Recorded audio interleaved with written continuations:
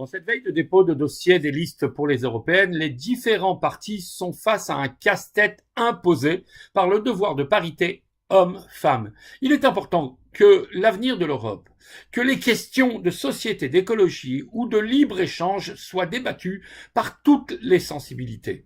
Notre paracha déroule le protocole de la journée de Kippour dans le temple, ce jour où le Kohen Gadol allait représenter le peuple et implorer pour lui le pardon auprès de Dieu et prier pour qu'il ait une année d'abondance. Une condition essentielle était là pour qu'il remplisse cette fonction. Il devait être marié. Être marié faisait de cet homme de foi un homme vivant les mêmes réalités que le peuple pour lequel il allait prier. Mais cela n'est pas la seule et unique raison.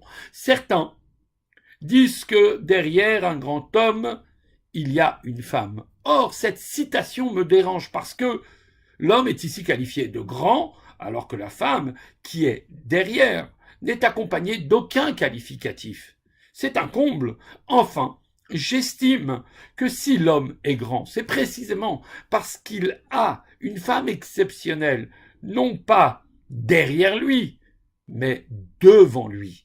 La femme du Cohen saura lui apporter un autre regard, une autre vision, une autre appréciation des besoins essentiels du peuple d'Israël.